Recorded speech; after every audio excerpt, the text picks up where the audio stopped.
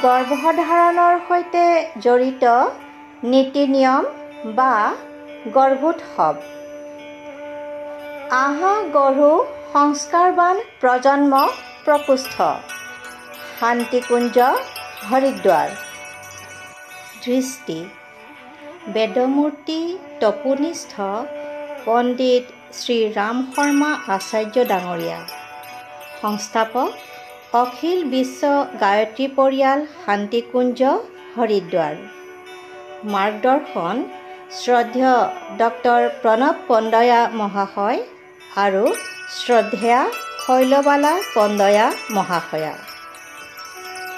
সংকলন ক্ষেত্ৰীয় সমন্বয়ক, শান্তিকুঞ্জ, হৰিদ্বাৰৰ আহা গঢ়ো সংস্কাৰবান প্ৰজন্ম প্ৰকোষ্ঠৰ আদৰণীয় ডক্টৰ গায়ত্ৰী শৰ্মা মহাশয়া। সাৰ্বভৌমিক সদ্বুদ্ধিৰ প্ৰাৰ্থনা। গায়ত্ৰী মহামন্ত্ৰ।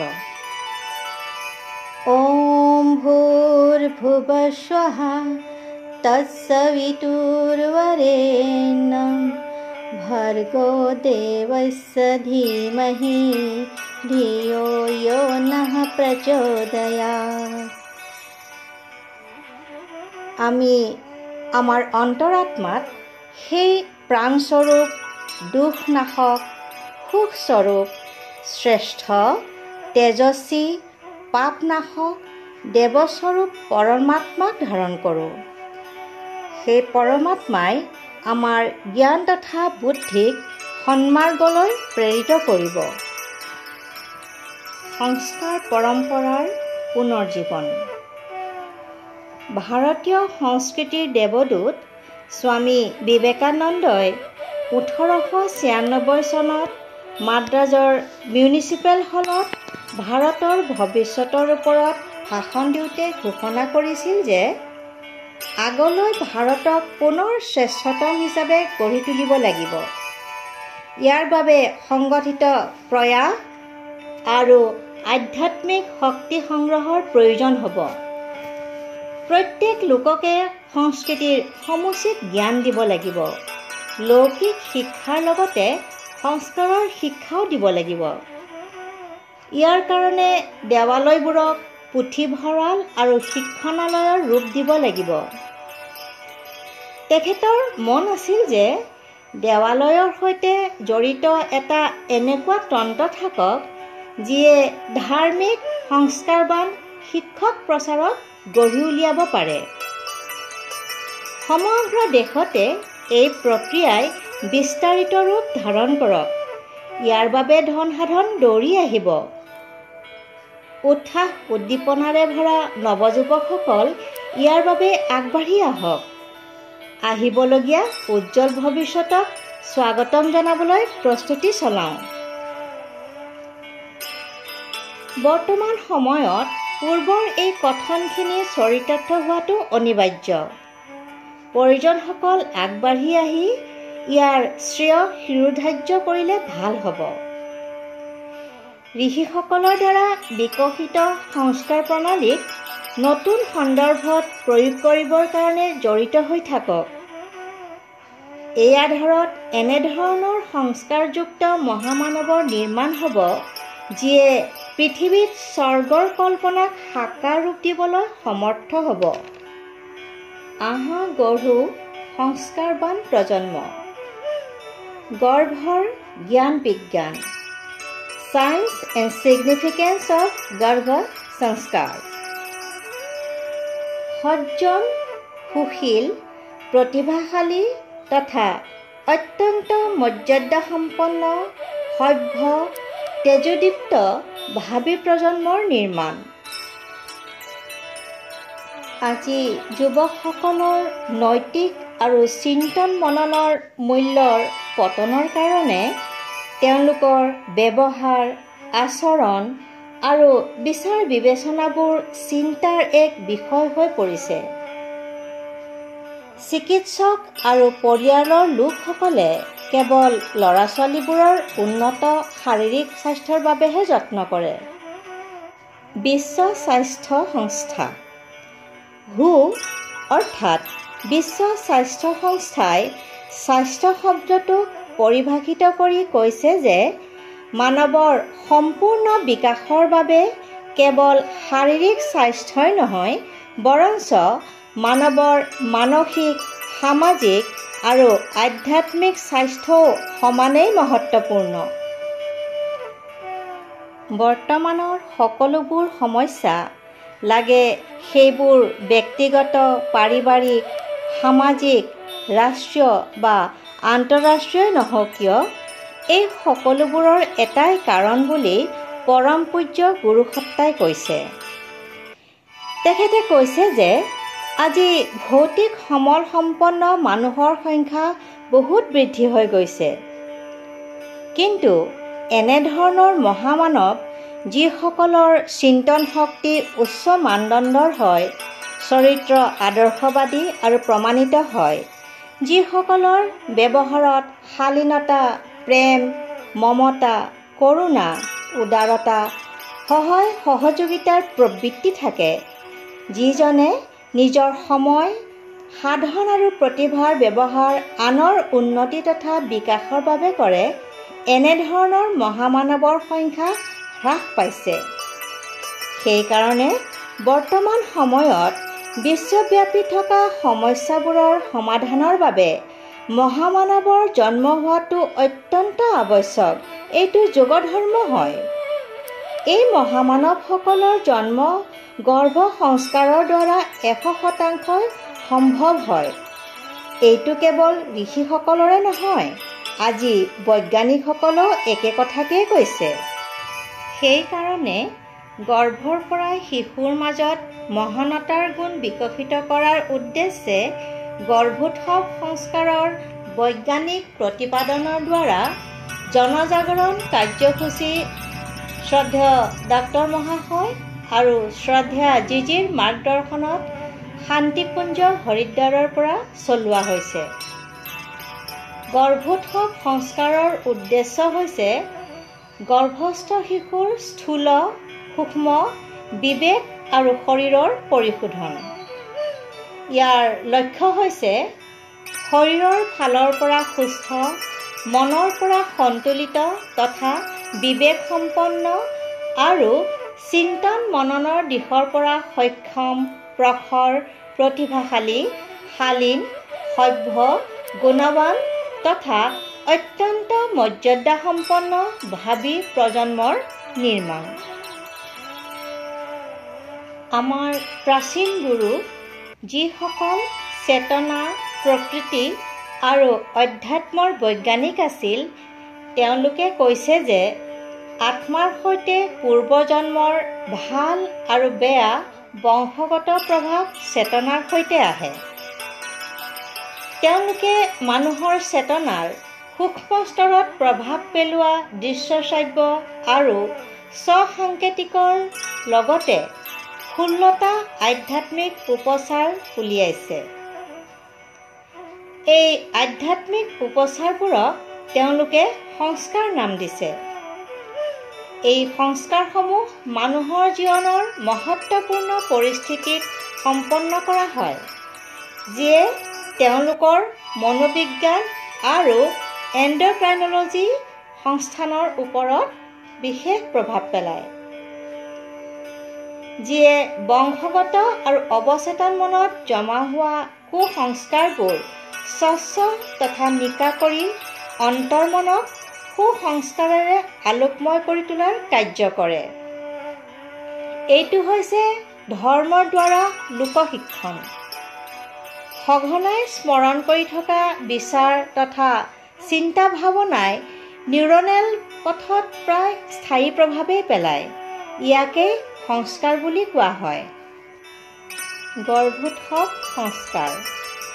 গৰ্ভোৎসৱ সংস্কাৰ প্ৰজনন বিজ্ঞানৰ সামাজিক, মনোবৈজ্ঞানিক আৰু আধ্যাত্মিক শিক্ষণ, য'ত গৰ্ভৱতী মাতৃ এগৰাকীক তেওঁৰ আহাৰ, বিহাৰ আৰু দৈনন্দিন দিনপঞ্জীক সুব্যৱস্থিত আৰু সুস্থ ৰূপত গঢ়ি তোলাৰ লগতে পৰিৱেশক প্ৰসন্ন, শালীন, আস্তিক আৰু অনুকূল কৰি তোলাৰ বাবে জ্ঞান দিয়া হয়।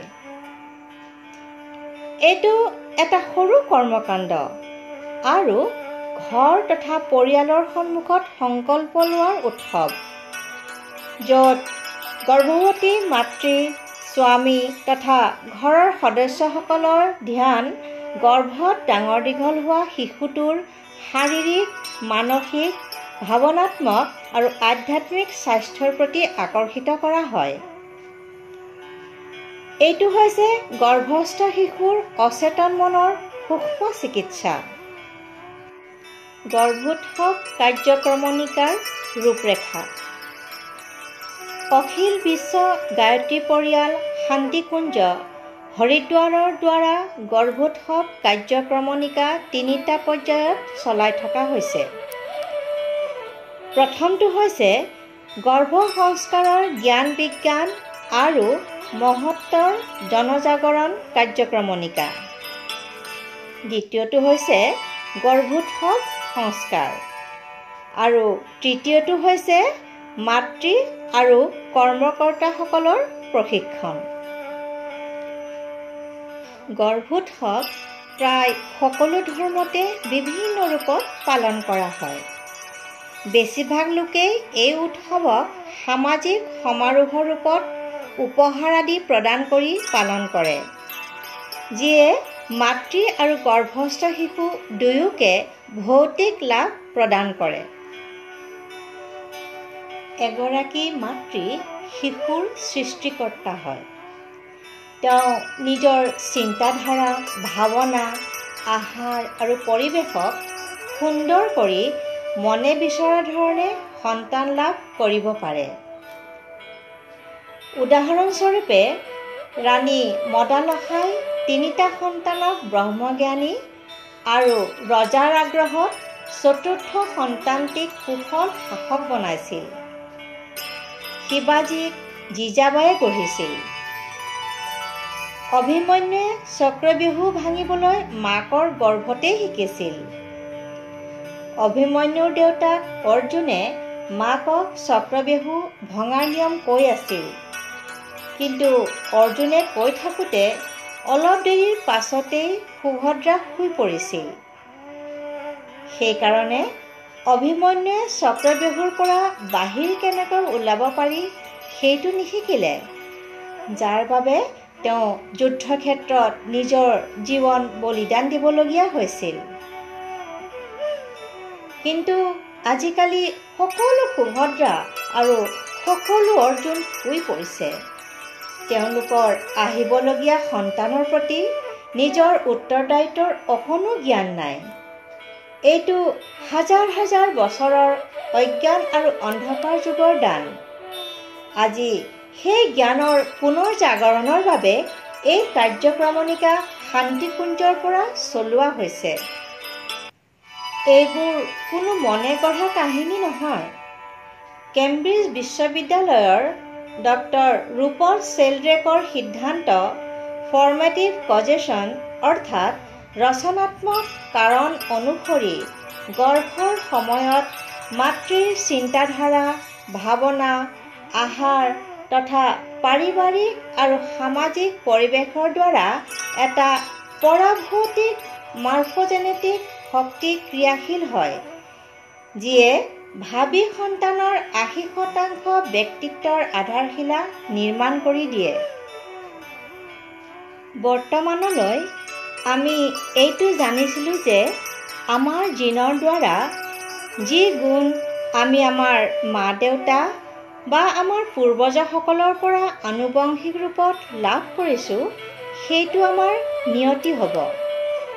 কিন্তু বায়'চাইন্সৰ নতুন শাখা এপিজেনেটিকে এইটো কৈছে যে এপিজিনছ জিনৰ ওপৰত থাকে, যি পৰিৱেশ, আহাৰ, দিনপঞ্জী, মাতৃৰ চিন্তাধাৰা আৰু ভাৱনাবোৰৰ প্ৰতি সংবেদনশীল হয়, আৰু সি জিনৰ কোডিঙক অন আৰু অফ কৰি দিয়ে।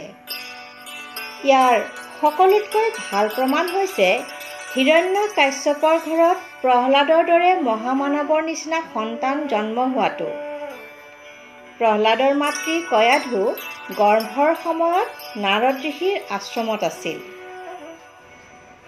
পিতৃ-মাতৃয়ে গৰ্ভধাৰণৰ বহু মাহ আগতেই শিশুৰ জেনেটিক ইঞ্জিনিয়াৰৰ কাম কৰে। জেনমিক ইমপ্ৰিণ্টিঙৰ প্ৰক্ৰিয়া গৰ্ভধাৰণৰ বহু মাহ আগতেই গেমিটোজেনেছিছৰ সময়তে আৰম্ভ হৈ যায়। জেনমিক ইমপ্ৰিণ্টিঙৰ এটা এপিজেনেটিক ফিন'মেনা হয়, যিয়ে জিনৰ এক্সপ্ৰেছনৰ নিৰ্ণায়ক হয় আৰু তাৰ চিন্তাধাৰা, ভাৱনা, আহাৰ, দৈনিক দিনপঞ্জী, পৰিৱেশ আদিৰ দ্বাৰা প্ৰভাৱিত হয়, যাৰ প্ৰভাৱ শিশুৰ ব্যক্তিত্বৰ ওপৰত স্থায়ী ৰূপত পৰে আৰু ভাবি প্ৰজন্মলৈ যায়। মাতৃৰ ভাল আৰু বেয়া চিন্তাধাৰা আৰু ভাৱনাবোৰে ইতিবাচক তথা নেতিবাচক হৰম'ন উলিয়ায়।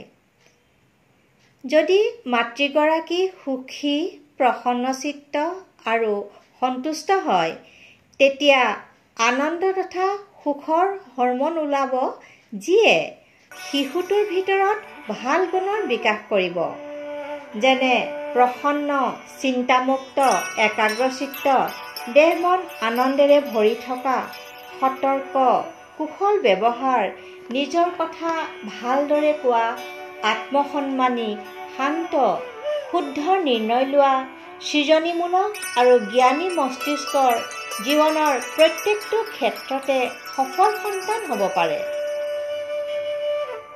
যদি মাতৃগৰাকী উদ্বিগ্ন, চিন্তিত হৈ থাকে, নিজে ক্ৰোধী, ঈৰ্ষাপৰায়ণ, দেশ আদিৰ দৰে নেতিবাচক চিন্তাধাৰাৰ হয়, তেতিয়াহ'লে চিন্তাগ্ৰস্ত হৰম'ন ওলাই শিশুটোৰ নাড়ী শিৰাবোৰ সংকুচিত কৰি দিব, যাৰ ফলত শিশুটোৰ অক্সিজেন আৰু পুষ্টিকৰ পদাৰ্থৰ যোগান কমি যাব আৰু সেই গৰ্ভস্থ শিশুটো সৰু হৈয়ে থাকিব আৰু শিশুটো বহুতো বেমাৰৰ আবাসস্থল ৰূপে জন্ম ল'ব।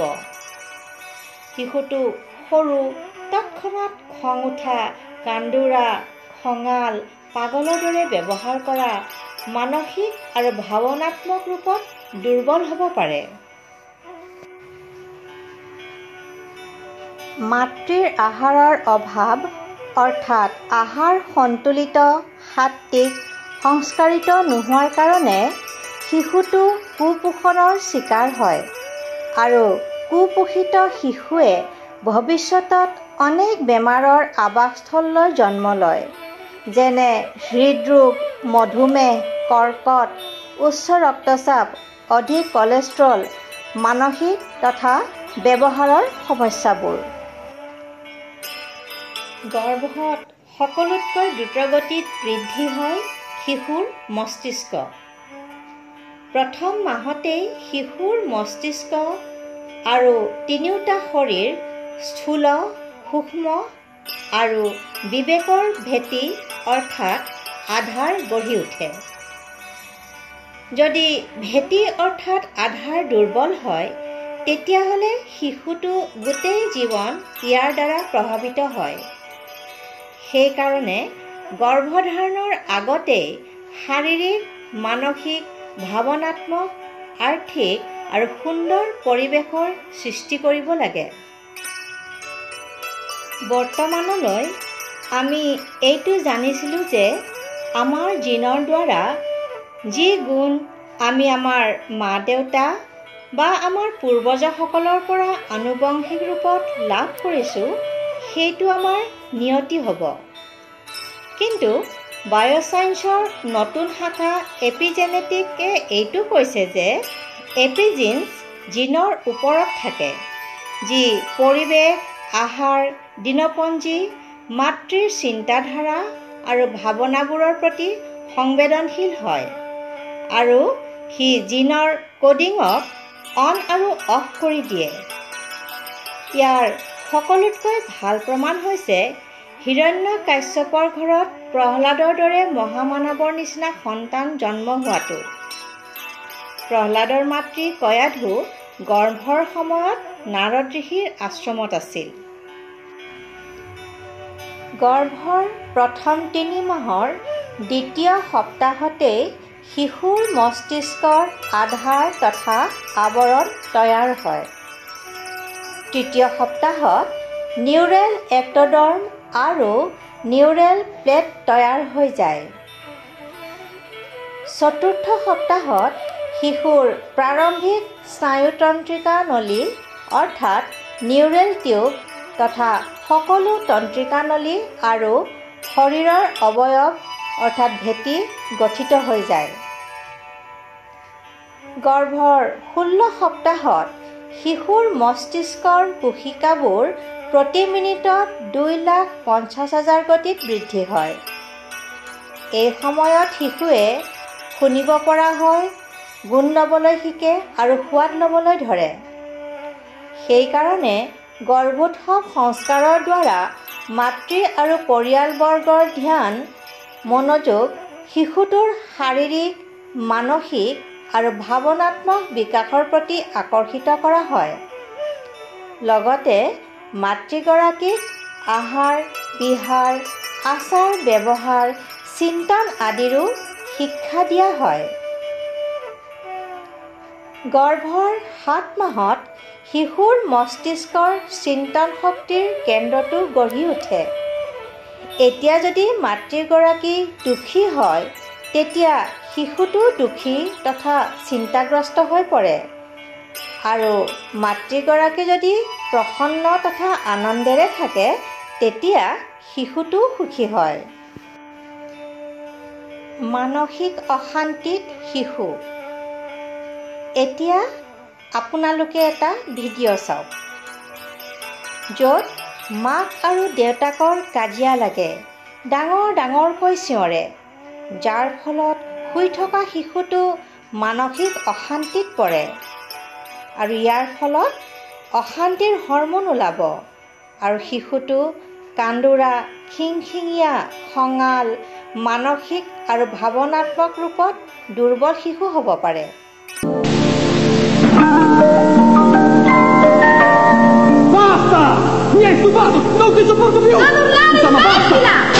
Quando un bambino nasce. হাঁহিমুখীয়া শিশু।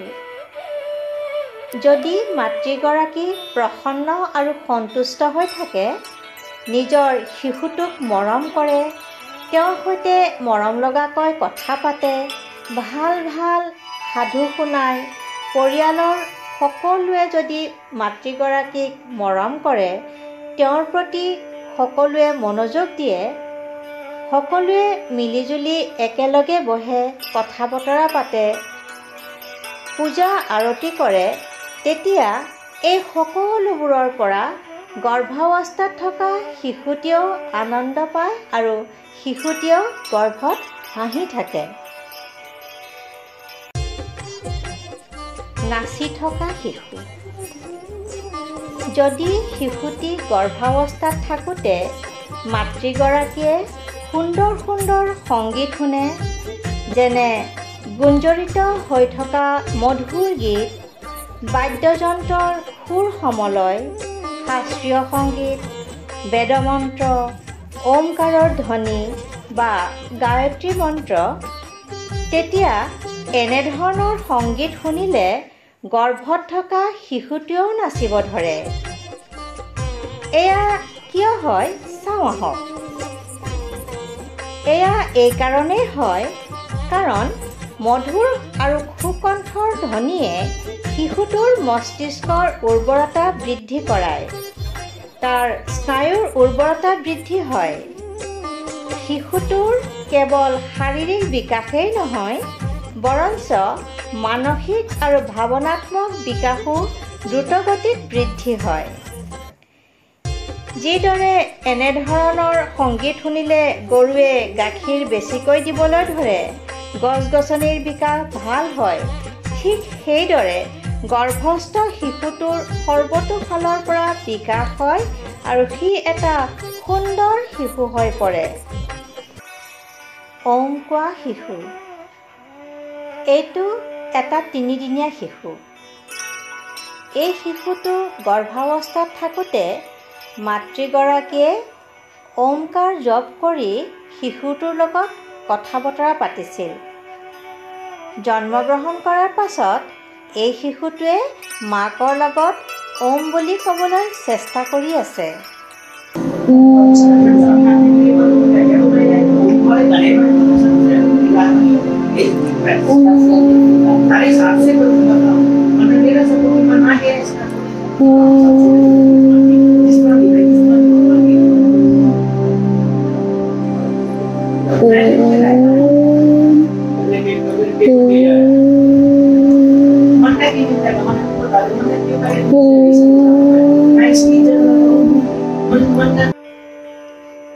সংগীতৰ প্ৰভাৱ।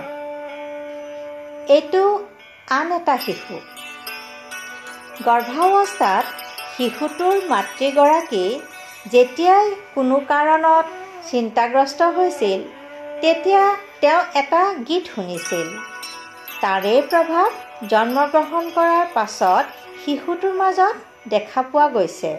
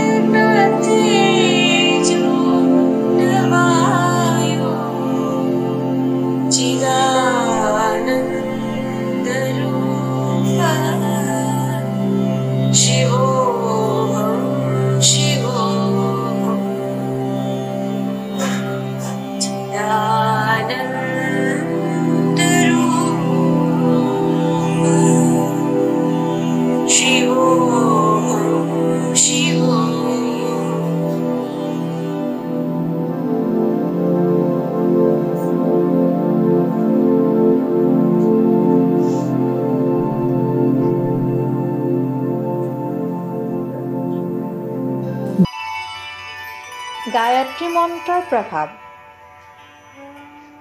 এই শিশুটো যেতিয়া গৰ্ভত আছিল সেই সময়ত শিশুটোৰ মাতৃগৰাকীয়ে সদায় খোৱাৰ সময়ত গায়ত্ৰী মন্ত্ৰ পঢ়ি শিশুটোৰ লগত কথা বতৰা পাতিছিল। গৰ্ভস্থ শিশুটোক কৈছিল যে খালে কেৱল শৰীৰেই নহয় মনৰো গঠন হয়। ব'লা গায়ত্ৰী মন্ত্ৰ শুনি আহাৰ গ্ৰহণ কৰোঁ। সেই প্ৰভাৱ এই শিশুটোৰ ওপৰত পৰিলক্ষিত হ'ল। চাওক, খোৱাৰ সময়ত শিশুটোৱে কান্দি আছে, কিন্তু গায়ত্ৰী মন্ত্ৰ শুনাৰ লগে লগে সি কান্দিব এৰি খাবলৈ ধৰিলে। बेटा बेटा बेटा बेटा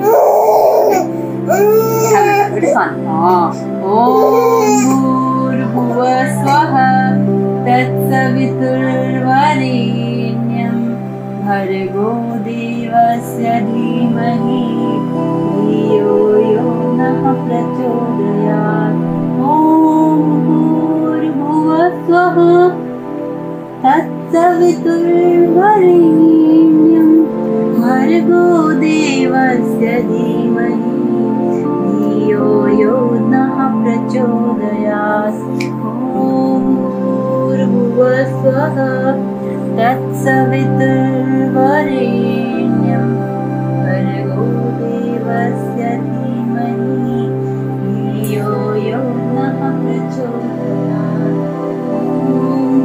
भूर्भुवः स्वः तत्सवितुर्वरेण्यं भर्गो देवस्य धीमहि धियो यो नः प्रचोदयात्। भूर्भुवः स्वः গীতা পাঠ কৰা শিশু। এইটো আন এটা শিশু। এই শিশুটো যেতিয়া গৰ্ভত আছিল তেতিয়া মাক দেউতাকে গৰ্ভত হাত থৈ গীতা পাঠ কৰিছিল।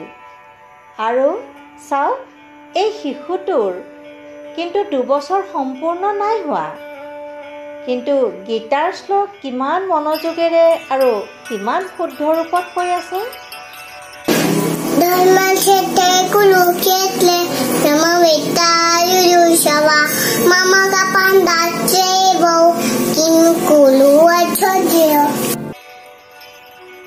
সদ্যজাত শিশুৰ ওপৰত কথোপকথনৰ প্ৰভাৱ।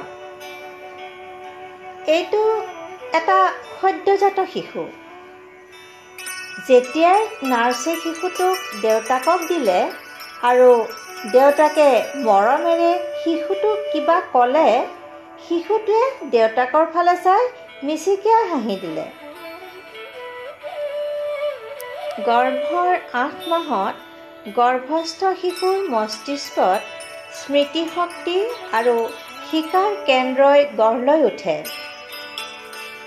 মাতৃৰ গৰ্ভত শিশুৱে প্ৰতিদিনে 5000 শব্দ শিকে। ইয়াৰ বাহিৰে স্বামী, ভাইটি, ভণ্টি তথা পৰিয়ালৰ অন্য সদস্যসকলৰ পৰাও শুনে। সেইকাৰণে প্ৰতিদিনে শিশুটোৰ সৈতে কমেও 4 ঘণ্টা বা ৰাতিপুৱাৰ পৰা আৰম্ভ কৰি ৰাতিলৈকে ভাগ কৰি লৈ 4 পৰা 5 ঘণ্টা ভাল কথাবোৰৰ প্ৰকাশ তথা ব্যক্ত কৰাটো খুবেই প্ৰয়োজন। গৰ্ভৰ 9 মাহত শিশুটোৱে বহুতো ভাষা শিকাৰ ক্ষমতা ৰাখে। গৰ্ভৰ 36 সপ্তাহত শিশুটোৰ মস্তিষ্কৰ আকাৰ বাঢ়ি যায় আৰু শিশুটোৱে বিভিন্ন বাৰ্তা একত্ৰিত কৰিব ধৰে। শিশুটোৰ বৌদ্ধিক প্ৰতিভা, EQ, চিন্তন মননৰ প্ৰতিভা, IQ আৰু আধ্যাত্মিক তথা সামাজিক প্ৰতিভা, SQ, এই সকলোবোৰৰ ভেটি মাতৃৰ গৰ্ভতে গঢ় লয়, যিটো মাতৃৰ বিচাৰধাৰা আৰু চিন্তনৰ ওপৰত নিৰ্ভৰ কৰে আৰু শিশুটোৰ ব্যক্তিত্বক গঢ় দিয়ে। IQৰ অৰ্থ হৈছে শিশুটো বিদ্যালয়ত কিমান সফল। EQৰ অৰ্থ হৈছে শিশুটো নিজৰ জীৱনত কিমান সফল। আৰু SQৰ অৰ্থ হৈছে শিশুটোৰ ভিতৰত আধ্যাত্মিক গুণৰ বিকাশ হোৱা, যেনে প্ৰেম, কৰুণা, মমতা, উদাৰতা আৰু সহায় সহযোগ। সামাজিক প্ৰতিভাৰ অৰ্থ হৈছে ঘৰ আৰু বাহিৰত শিশুটোৰ ব্যৱহাৰ কুশলতা। শিশুটোৰ মাজত ভাল অভ্যাস গঢ়ি তুলিবলৈ সকলোতকৈ উত্তম সময় হৈছে গৰ্ভত থিত লোৱাৰ প্ৰথম দিনৰ পৰা 5 বছৰলৈকে। এইটোৱেই শিশু এটিক সৃষ্টি কৰাৰ উপযুক্ত সময়। গৰ্ভাৱস্থাত মাকৰ দ্বাৰা পালন কৰা আদৰ্শ দিনলিপি তথা ইতিবাচক আৰু সৃজনাত্মক গতিবিধিবোৰে গৰ্ভস্থ শিশুৰ বহুমুখী জ্ঞান তথা বৃদ্ধিৰ বিকাশত সহায়ক হয়। মানৱ মস্তিষ্কৰ সোঁ আৰু বাওঁ হেমিস্ফিয়াৰে মানৱৰ সৰ্বাংগীন বিকাশত মহত্বপূৰ্ণ ভূমিকা গ্ৰহণ কৰে। মস্তিষ্কৰ সোঁ হেমিস্ফিয়াৰে কলাত্মক আৰু সৃষ্টিশীল বুদ্ধিৰ বিকাশ ঘটায়।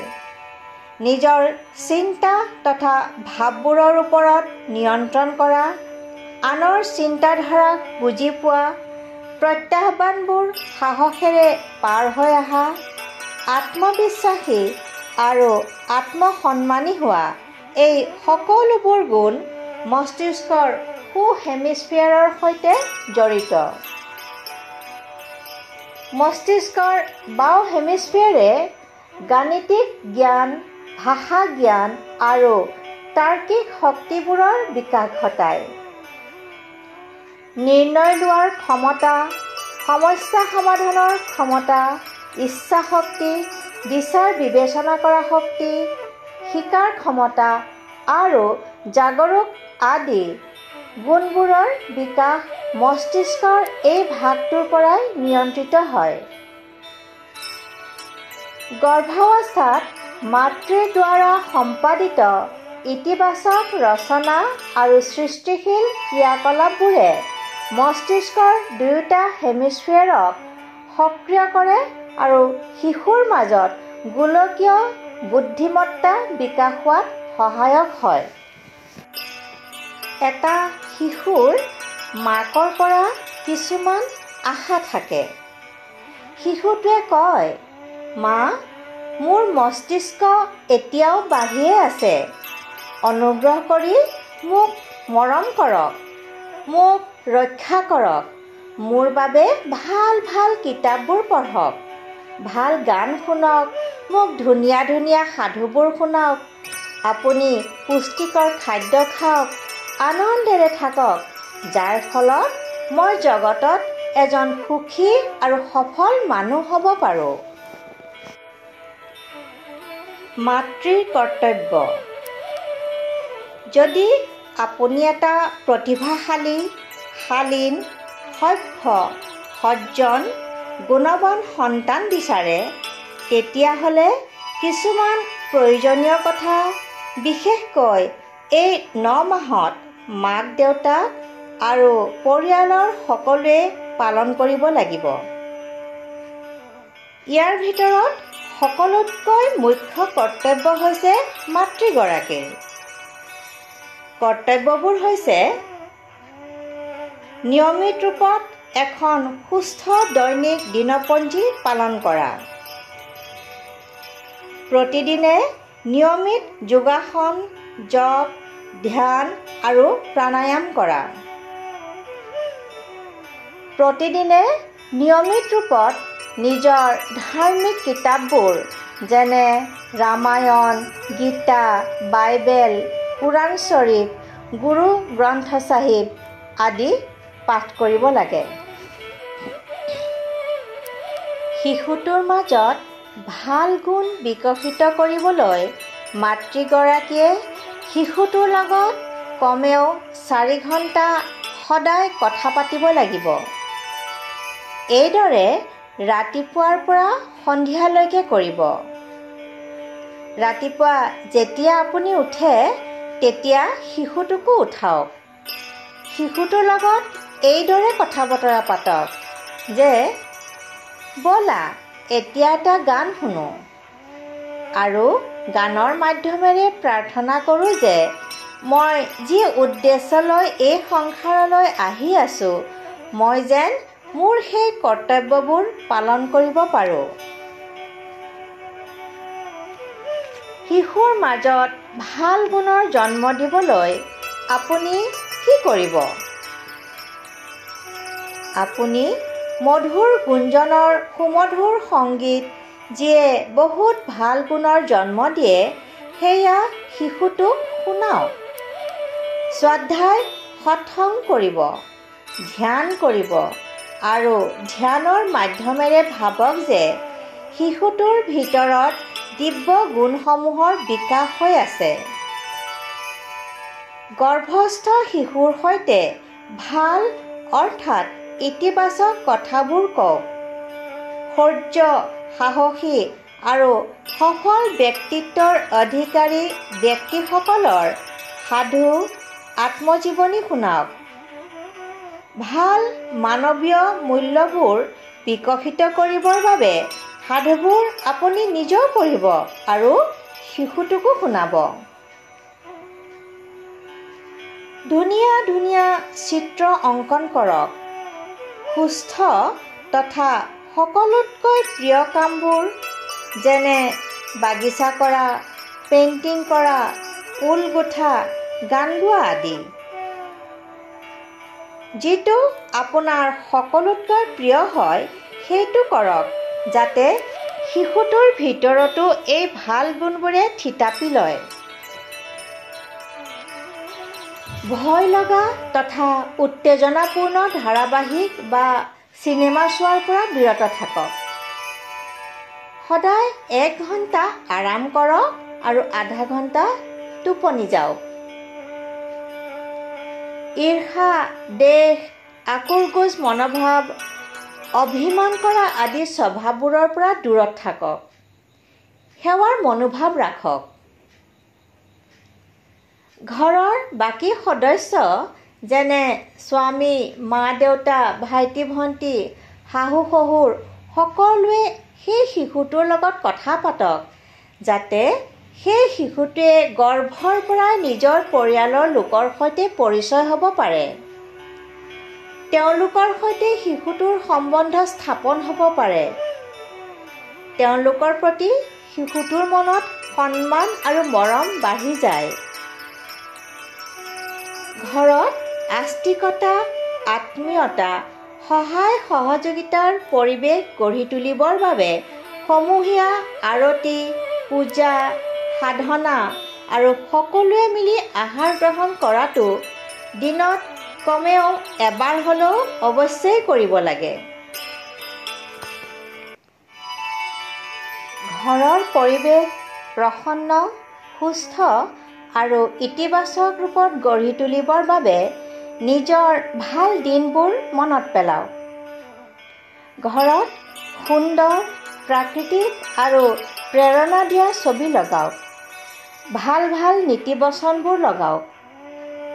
শান্তিকুঞ্জৰ পৰা বহুতো ভাল ভাল নীতিবচন ৰচনা কৰি দিয়া হৈছে।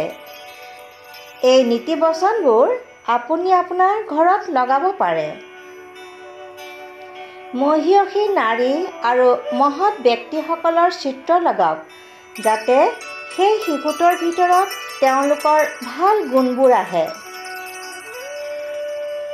শুনা যায় এহাল ইংৰাজ দম্পতী আছিল। যেতিয়া তেওঁলোকৰ শিশুটো জন্ম হ'ল, শিশুটো বৰণ ক'লা হ'ল। বগা দম্পতীহালৰ সন্তানটোৰ ৰং কেনেকৈ ক'লা হ'ল, এই সন্দেহটো দূৰ কৰিবৰ বাবে DNA পৰীক্ষা কৰোৱা হ'ল। পৰীক্ষাত সকলোবোৰ ঠিকেই আছিল। ইয়াৰ পাছত তেওঁলোকৰ ঘৰলৈ এজন মনোৰোগ চিকিৎসক যেতিয়া মাতি অনা হ'ল, তেতিয়া তেওঁ দেখিলে যে ইংৰাজ দম্পতীহালৰ শোৱনি কোঠাত এটা ক'লা বৰণৰ ইউথোপিয়ান মল্লযোদ্ধাৰ ফটো আঁৰি থোৱা আছিল আৰু সেই ইংৰাজ মাক-দেউতাকহালে ৰাতি যেতিয়া শুবলৈ গৈছিল, সেই মল্লযোদ্ধাজনৰ কথা পাতিয়েই শুইছিল। এতিয়া চাওক, সেই ইউথোপিয়ান মল্লযোদ্ধাজনৰ প্ৰভাৱ মন আৰু চিন্তনতেই নহয়, বৰঞ্চ তেওঁৰ শৰীৰতো সোমাই পৰিছিল। অৰ্থাৎ আপুনি যেনেধৰণৰ ছবি চাব, যেনেদৰে ভাবিব, তাৰ প্ৰভাৱ গৰ্ভস্থ শিশুটোৰ ওপৰত অতি দ্ৰুতগতিত পৰে। আহাৰত তেলত ভজা মছলাযুক্ত বস্তু পৰিত্যাগ কৰিব লাগে। সুষম, সাত্বিক তথা সংস্কাৰিত আহাৰ গ্ৰহণ কৰিব লাগে। শিশুটোৰ জন্মৰ পাছত শিশুটোৰ নামাকৰণ, অন্নপ্ৰসন্ন, চূড়াকৰণ আৰু বিদ্যাৰম্ভ আদি সংস্কাৰসমূহ কৰাওক।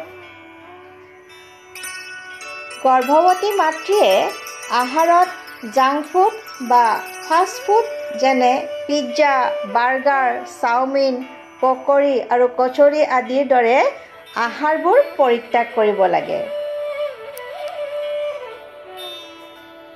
অষ্ট্ৰেলিয়া বিশ্ববিদ্যালয়ৰ বৈজ্ঞানিক ফেলিছ জেইকানে তেওঁৰ নিজৰ গৱেষণাত এইটো প্ৰমাণ কৰিছে যে জাংক ফুড খালে মস্তিষ্কস্থিত হাইপ'কেম্পাছ নামৰ কেন্দ্ৰত নেতিবাচক প্ৰভাৱ পেলায়। মস্তিষ্কৰ হাইপ'কেম্পাছ কেন্দ্ৰ স্মৃতি আৰু শিকনৰ কেন্দ্ৰ হয়। বেছি সংখ্যক জাংক ফুড খালে গৰ্ভৱতী মাতৃগৰাকীৰ কেৱল স্মৃতিশক্তিয়ে কম হৈ নাযায়, বৰঞ্চ গৰ্ভস্থ শিশুটোৰ স্মৃতিও কম হৈ যাব। শিশুটোৰ শিকনৰ ক্ষমতা আৰু স্মৰণ ৰখাৰ ক্ষমতা বহুখিনি কমি যাব। সেইকাৰণে গৰ্ভৱতী মাতৃ এগৰাকীয়ে জাংক ফুড বা ফাষ্ট ফুডৰ পৰা আঁতৰত থাকি সাত্বিক, সুষম, সংস্কাৰিত পুষ্টিকৰ আহাৰহে গ্ৰহণ কৰা উচিত। এইখন ছবিত মানৱ মস্তিষ্কৰ সংৰচনা আৰু মস্তিষ্কৰ ওপৰত মন্ত্ৰ জপৰ প্ৰভাৱক বুজোৱা হৈছে। নিয়মিতভাৱে মন্ত্ৰ ফ্ৰণ্টেল লব জপ অথবা মন্ত্ৰোচ্চাৰণ কৰিলে মস্তিষ্কৰ ফালে অক্সিজেনৰ প্ৰভাৱ বাঢ়ি যায়। মস্তিষ্কৰ ফ্ৰণ্টেল লব মানুহৰ বিচাৰ বিবেচনাৰ শক্তি, শিকা আৰু বুজি পোৱাৰ ক্ষমতা, নিৰ্ণয় লোৱাৰ ক্ষমতা, সমস্যা সমাধানৰ ক্ষমতা, ইচ্ছা শক্তি, জাগৰূক আৰু ভাৱ তথা চিন্তনৰ ওপৰত নিয়ন্ত্ৰণ কৰাৰ ক্ষমতাক বিকশিত কৰে। যদি গৰ্ভৱতী মাতৃ এগৰাকীয়ে নিয়মিত ৰূপত অৰ্থাৎ সদায় মন্ত্ৰ জপ কৰে, তেতিয়াহ'লে তেওঁ গৰ্ভাৱস্থাৰ পৰাই শিশুটোৰ মস্তিষ্কত এই গুণবোৰৰ বিকাশ কৰোৱাত এক মহত্বপূৰ্ণ ভূমিকা গ্ৰহণ কৰিব পাৰে। এইদৰে সদায় ধ্যান কৰিলে মস্তিষ্কত বহুতো ইতিবাচক প্ৰভাৱ পৰে। সদায় ধ্যান কৰিলে গৰ্ভৱতী মাতৃগৰাকীয়ে গৰ্ভস্থ শিশুটোৰ ভিতৰত নিৰ্ণয় কৰাৰ ক্ষমতা, সমস্যা সমাধানৰ ক্ষমতা, ইচ্ছা শক্তি, বিচাৰ বিবেচনাৰ শক্তি, অনুভৱ কৰাৰ ক্ষমতা, জাগৰূক ভাৱ তথা চিন্তনক নিয়ন্ত্ৰণ কৰাৰ ক্ষমতাৰ বিকাশ কৰে। স্পেইনৰ স্নায়ু বৈজ্ঞানিক জেমছ হাৰ্টজেলে নিজৰ গৱেষণাত এইটো কৈছে যে সদায় কৰা মন্ত্ৰ জপে মস্তিষ্কৰ আকাৰ বৃদ্ধি কৰায়। মস্তিষ্কৰ ওপৰত মন্ত্ৰ জপৰ এই প্ৰভাৱক তেখেতে সংস্কৃত প্ৰভাৱ নাম দিছে। বিশ্বৰ সকলো মন্ত্ৰৰ ভিতৰত গায়ত্ৰী মন্ত্ৰক সকলোতকৈ অধিক শক্তিশালী মন্ত্ৰ বুলি কোৱা হৈছে। ব্ৰিটিছ বৈজ্ঞানিক আৰ্থৰ কছলাৰৰ মতে গায়ত্ৰী মন্ত্ৰত 1000 এটম বমৰ নিচিনা শক্তি আছে। আমেৰিকাৰ বৈজ্ঞানিক ডাক্তৰ হাৱাৰ্ডে নিজৰ গৱেষণাত এইটো পাইছে যে হিন্দুসকলৰ গায়ত্ৰী মন্ত্ৰই প্ৰতি ছেকেণ্ডত 1,10,000 তৰংগৰ সৃষ্টি কৰে আৰু এইদৰে ই বিশ্বৰ ভিতৰত সকলোতকৈ অধিক শক্তিশালী মন্ত্ৰ। গায়ত্ৰী মন্ত্ৰ জপৰ প্ৰভাৱৰ পৰা সৃষ্টি হোৱা তৰংগই মানৱৰ সূক্ষ্ম শৰীৰত স্থিত 7টা তত্ত্বৰ সকলোতে যেনে মূলাধাৰ, স্বাধিষ্ঠান, মণিপুৰ, অনাহত, বিশুদ্ধা, আজ্ঞা আৰু ব্ৰহ্মৰন্ধ্ৰৰ ওপৰত প্ৰভাৱ পেলায়। এই সকলোবোৰ গৱেষণাৰ পৰা এইটো স্পষ্ট হয় যে যদি গৰ্ভাৱস্থাৰ সময়ত গৰ্ভৱতী মাতৃগৰাকীয়ে নিয়মিতভাৱে গায়ত্ৰী মন্ত্ৰৰ জপ বা ধ্যান কৰে, তেতিয়াহ'লে শিশুটোৰ শাৰীৰিক, মানসিক, চিন্তন মনন আৰু আধ্যাত্মিক বিকাশৰ সৈতে জড়িত চমৎকাৰ পৰিণাম লাভ কৰিবলৈ সক্ষম হ'ব। আহক এতিয়া আমি জানি লওঁ গৰ্ভাৱস্থাৰ পৰা শিশুৰ সৰ্বাংগীন বিকাশৰ বাবে স্বামী আৰু পৰিয়ালৰ লোকসকলৰ কৰ্তব্য কি। গৰ্ভস্থ শিশুটোক ভগৱানৰ প্ৰতিনিধি বুলি জ্ঞান কৰি ঘৰত সুস্থ, সুখময়, প্ৰসন্ন আৰু আধ্যাত্মিক পৰিৱেশৰ সমুচিত ব্যৱস্থা গঢ়ি তুলি শিশুটোক আদৰণি জনাবলৈ প্ৰস্তুত হ'ব লাগে। পৰস্পৰৰ দেশ আৰু শত্ৰুতা পাহৰি শালীনতাৰ পৰিৱেশ সৃষ্টি কৰিব লাগে। গৰ্ভত অভাৱ অনাটন, নিচাযুক্ত সেৱন আৰু কুসংস্কাৰৰ ছায়া পৰিব দিব নালাগে। স্বাধ্যায় আৰু সৎসংগৰ ব্যৱস্থা কৰিব লাগে। ঘৰত ক্ৰোধ, চিন্তা, উচ্চস্বৰত কথা কোৱা, গালিগালাজ, কাজিয়া পেচাল আদিৰ পৰিৱেশ সৃষ্টি কৰিব নালাগে। ভাবী মাতৃগৰাকীৰ আহাৰ বিহাৰ, আচাৰ ব্যৱহাৰ আৰু প্ৰয়োজনীয় সাধনবোৰৰ সুবিধাৰ ব্যৱস্থা কৰি ৰাখিব লাগে। গৰ্ভৱতী মাতৃগৰাকীৰ উচিত ইচ্ছা, আশা আকাংক্ষাবোৰ পূৰণ কৰিব লাগে। তেওঁ কি খাব বিচাৰে আৰু কেনেধৰণৰ ব্যৱহাৰ বিচাৰে, সেইবোৰ যদি উচিত বা ন্যায়সংগত হয় তেতিয়াহ'লে সেইটো পূৰণ কৰিব লাগে। এতিয়া আমি কিছুমান এনেধৰণৰ কাৰণৰ বিষয়ে আলোচনা কৰিম যিবোৰ শিশুটোৰ বিকাশত অত্যন্ত লোকচানদায়ক সিদ্ধ হ'ব পাৰে। এইবোৰৰ বিষয়ে জানক আৰু এইবোৰৰ পৰা ৰক্ষা পাবলৈ প্ৰয়াস কৰক। এই কাৰণসমূহৰ ভিতৰত মুখ্য কাৰণ হৈছে মোবাইল ফোন, লেপটপ, ৱাইফাই আদিৰ অতিমাত্ৰা ব্যৱহাৰৰ ফলত উৎপন্ন হোৱা হানিকাৰক বিকিৰণ।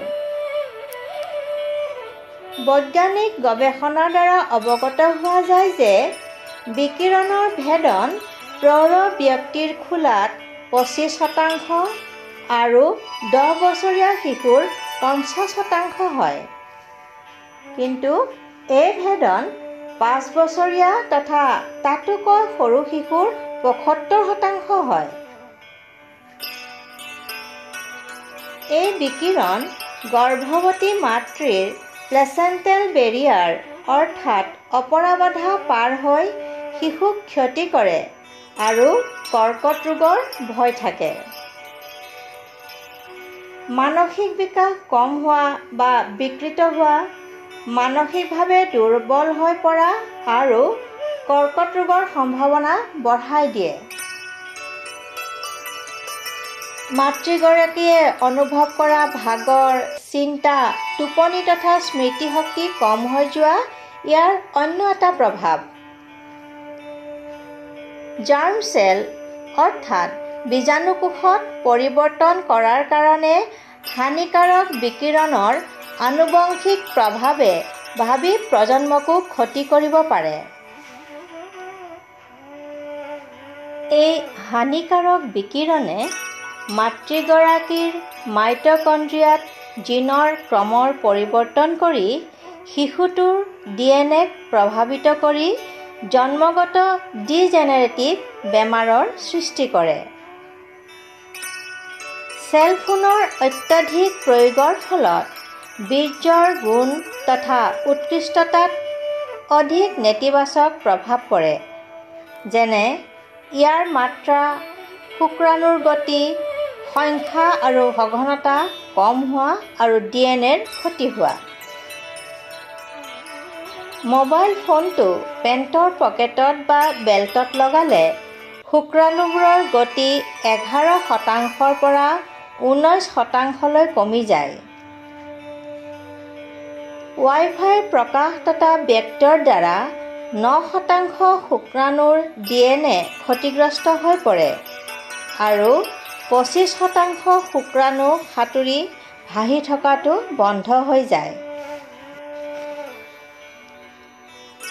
ভ্ৰূণত ঘাতক প্ৰভাৱ পেলোৱা অন্য কাৰণবোৰ হৈছে মদ, ধূমপান, চাহ আৰু কফি অধিক মাত্ৰাত সেৱন কৰা।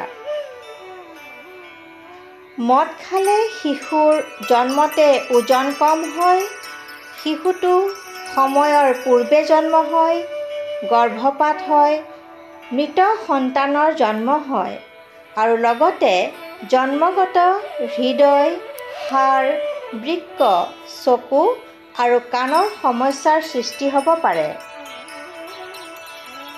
গৰ্ভাৱস্থাত অত্যধিক মদ সেৱনৰ ফলত শিশুটো ফেটাল এলকহল চিণ্ড্ৰম নামৰ বেমাৰৰ দ্বাৰা পীড়িত হৈ পৰে আৰু শিশুটোৰ চেহেৰা তথা মস্তিষ্কৰ বিকাশ বাধাগ্ৰস্ত হয় আৰু শৰীৰো বিকৃত হয়।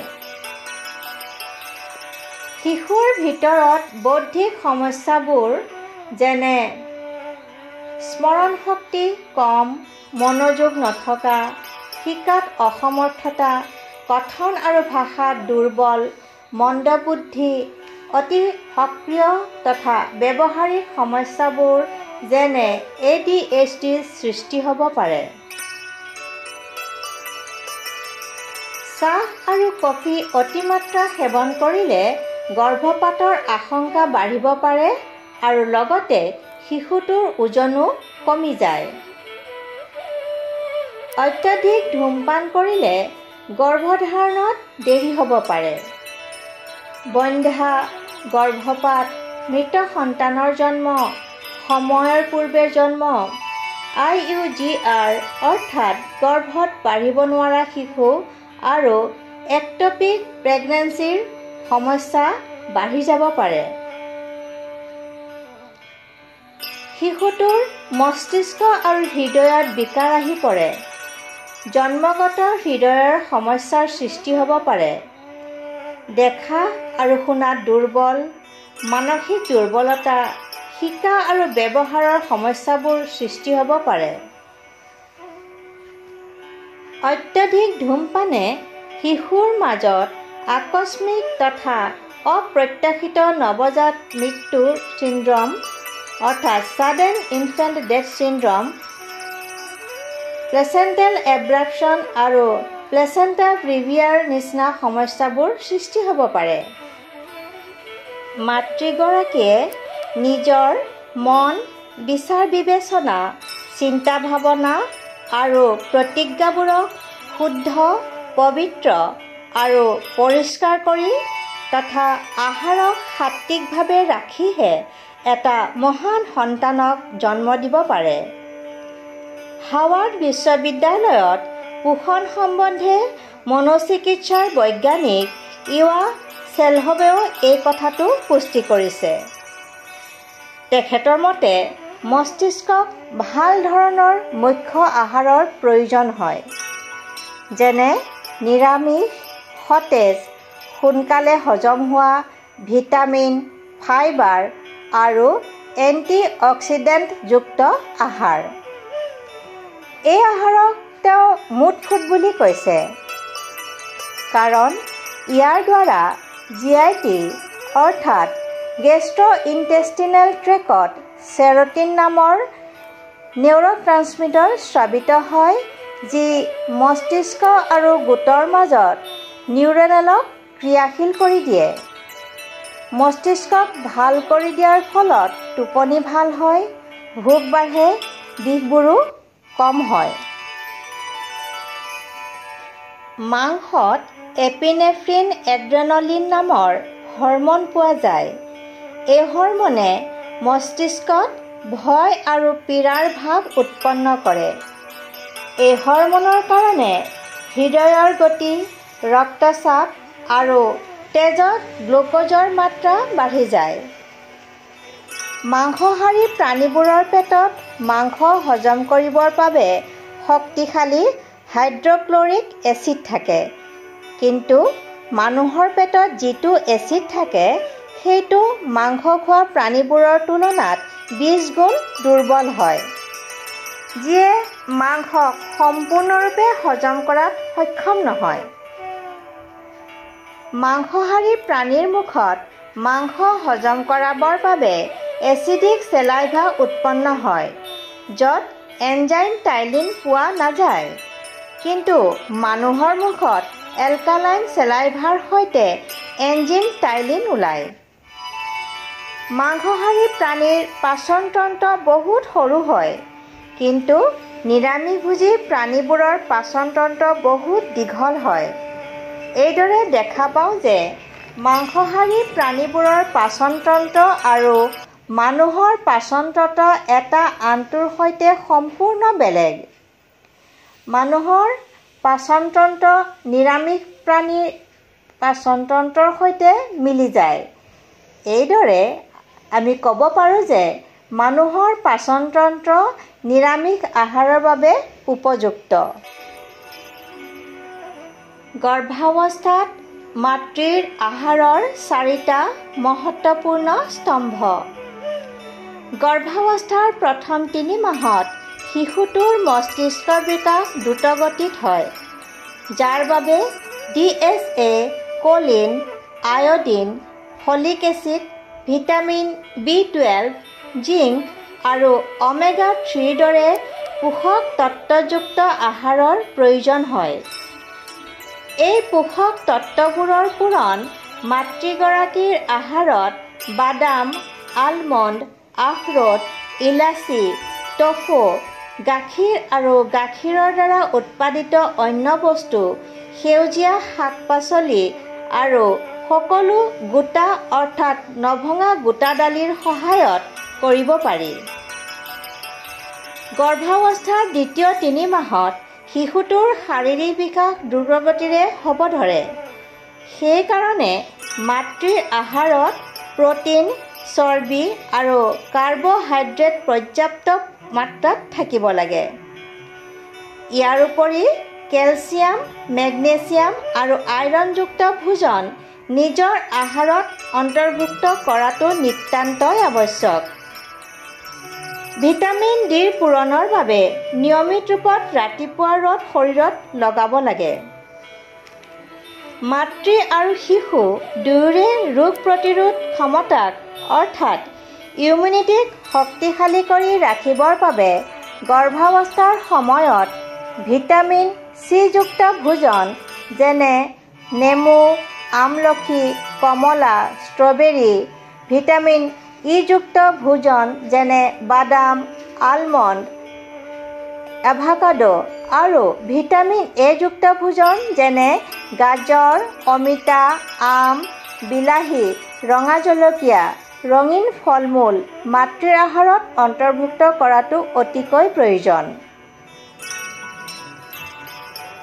মাতৃ আৰু শিশুৰ সুস্থ পাচন শক্তিৰ বাবে পাচন পোষক তত্ত্ব যেনে ফ্ৰুক্টোএলিগোছেকেৰাইড প্ৰয়োজন হয়, যাৰ অভাৱ দূৰ কৰিব পৰা যায় কল, ঘেঁহু, জও, দৈ আৰু পানীৰ সৈতে মথা দৈ আদিৰ সেৱনৰ জৰিয়তে। ভাল পাচন শক্তিৰ বাবে পৰ্যাপ্ত পৰিমাণে পানী খাওক আৰু ফাইবাৰযুক্ত আহাৰ গ্ৰহণ কৰক। গৰ্ভৱতী মাতৃৰ বাবে কিছুমান আইৰণ ৰিচ অৰ্থাৎ আইৰণৰ পৰিমাণ বেছিকৈ থকা ৰেচিপিৰ অৰ্থাৎ আহাৰৰ বিধিৰ নাম ইয়াত দিয়া গৈছে। এইবোৰক মাতৃৰ আহাৰৰ তালিকাত অন্তৰ্ভুক্ত কৰি সকলো মুখ্য পোষক তত্ত্ববোৰ পূৰ কৰিব পৰা যায়। এই ফুড পিৰামিডৰ সহায়েৰে আপুনি গৰ্ভৱতী মাতৃৰ কাঁহীখনত প্ৰয়োজনীয় পোষক তত্ত্ববোৰ নিৰ্বাচন আৰু তাৰ পৰিমাণ নিৰ্ধাৰণ কৰিব পাৰিব। সংক্ষেপতে গৰ্ভৱতী মাতৃক তেওঁৰ আহাৰত গোটা শস্য, কম মাখন থকা দৈ, গাখীৰ, তাজা মৌচম্বী, ফল, গোটা অৰ্থাৎ নভঙা দালি, চালাড, বেৰী, গাজৰ, তিল, অ'টছ, ড্ৰাই ফ্ৰুইটছ, চিৰাযুক্ত শস্য আৰু গ্ৰীণ টি আদি অন্তৰ্ভুক্ত কৰিব লাগে। গৰ্ভৱতী মাতৃ মদ, ধূমপান, অতিমাত্ৰাত চাহ, কফি, বিস্কুট, ক্ৰীম, মাংস আদি সেৱনৰ পৰা আঁতৰত থাকিব লাগে। আনপ্ৰেছাৰাইজড গাখীৰ বা দৈ, কেফিন, জাংক ফুড, বেছি তেলত ভজা বস্তু, কৃত্ৰিম পদাৰ্থ আৰু বাহিৰৰ খোৱা বস্তুৰ পৰা বিৰত থাকিব লাগে।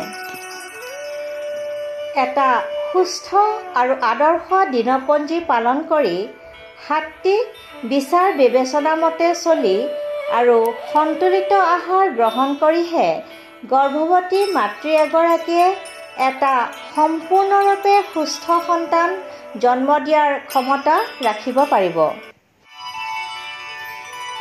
শিশুৰ চিন্তন আৰু ভাৱনাত্মক বিকাশৰ বাবে বহুতো সাহিত্য গুৰুসত্তাৰ দ্বাৰা লিখা আছে, য'ত গৰ্ভৰ প্ৰথম দিনৰ পৰা আৰম্ভ কৰি শিশুটোৰ যুৱ অৱস্থালৈ শিশুটোৰ মাজত মহানতা গুণ কিদৰে বিকশিত কৰা যাব, কি কৰা যায় তাৰ মাৰ্গদৰ্শন উল্লেখ কৰা আছে।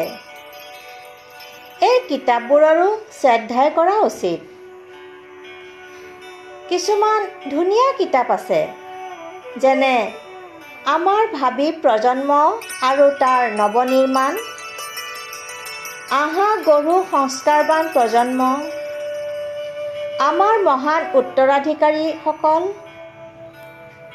শিশুসকলৰ ভাৱনাত্মক বিকাশ, গৃহস্থৰ পৰা আগতেই দায়িত্ব চম্ভালি লোৱা, শিশুৰ শাসক নহয় সহায়ক হোৱা উচিত, সুখ আৰু প্ৰগতিৰ আধাৰ আৰু আদৰ্শ পৰিয়াল, ঘৰৰ পৰিৱেশত স্বৰ্গৰ অৱতৰণ, শিশু সৃষ্টিৰ সাধুবোৰ আৰু মহান পুৰুষসকলৰ অবিস্মৰণীয় প্ৰসংগ। এই জাগৰণ কাৰ্যসূচী বিভিন্ন বৰ্গলৈ বিস্তাৰিত কৰা হৈছে। কেৱল ভাৰততেই নহয়, বৰঞ্চ বিদেশতো জাতি, বৰ্গ আৰু সম্প্ৰদায় এই সকলোবোৰ অতিক্ৰম কৰি প্ৰত্যেক বৰ্গৰ লোকসকলে ভাবি প্ৰজন্মৰ সৃষ্টিৰ বাবে মাৰ বান্ধি থিয় হৈছে। চিকিৎসকসকলৰ সংগঠন IMF, ফাক্সি তথা ৰাষ্ট্ৰীয় সন্মিলন আৰু মেডিকেল কলেজতো এই প্ৰজেক্টটোৱে স্বীকৃতি লাভ কৰিছে। গাঁও, বিদ্যালয়, মহাবিদ্যালয়ত ল'ৰা-ছোৱালীবোৰক ভাবি প্ৰজন্মৰ নৱনিৰ্মাণৰ বাবে দায়িত্বৰ এটা জ্ঞান সফলতাৰে চলাই থকা হৈছে। দেশতেই নহয়, বিদেশতো গায়ত্ৰী পৰিয়ালে ভাবি প্ৰজন্মৰ নিৰ্মাণৰ বাবে নিজৰ শ্ৰম, সাধনা আৰু প্ৰতিভা প্ৰয়োগ কৰিছে। সেইকাৰণে যদি আপুনি নিজৰ বংশ, সমাজ আৰু ৰাষ্ট্ৰক গৌৰৱান্বিত কৰিবলৈ, ভাবি প্ৰজন্মক গঢ়িবলৈ এই জ্ঞানখিনি নিজৰ পৰিয়াল, ওচৰ চুবুৰীয়া, মিত্ৰ, বিদ্যালয়, মহাবিদ্যালয়, কাৰ্যালয়, কৰ্পৰেট ছেক্টৰ, চিকিৎসক, অংগনবাড়ী আৰু আশাৰ মাধ্যমেৰে প্ৰসাৰিত কৰাৰ প্ৰয়াস কৰে, তেতিয়াহ'লে নিশ্চয় এই ধৰাত আকৌ 33 কোটিতকৈ অধিক দেৱমানৱৰ প্ৰাদুৰ্ভাৱ হ'ব। আকৌ এই ধৰাত 1 নহয়, 2 নহয়, হাজাৰ নহয়, বৰঞ্চ লাখ লাখ ৰাম, কৃষ্ণ, গৌতম, যীশু, মহম্মদ, ৰাণা, শিৱাজী, লক্ষ্মীবাই, সীতা, সাবিত্ৰী আৰু মদনহাৰ অৱতৰণ হ'ব। ভাৰতত আকৌ জগতগুৰু, সোণৰ চৰাই আৰু চক্ৰৱৰ্তী সম্ৰাট হ'ব। আৰু যুগ নিৰ্মাণত আপোনাৰ ভূমিকাত আপোনাক সেই সন্মান, দৈবী অনুগ্ৰহ, আত্মসন্তুষ্টি দিব, যিটো শ্ৰীৰামৰ সেনাত বান্দৰ, শগুন, কেৰ্কেটুৱা, হনুমান, সুগ্ৰীৱে পাইছিল আৰু শ্ৰীকৃষ্ণৰ সৈতে গোৱাল শিশুসকলে পাইছিল। কেৱল আপোনাৰ জীৱনেই নহয়, বৰঞ্চ আপোনাৰ 10টা প্ৰজন্মৰ জীৱন ধন্য হৈ যাব।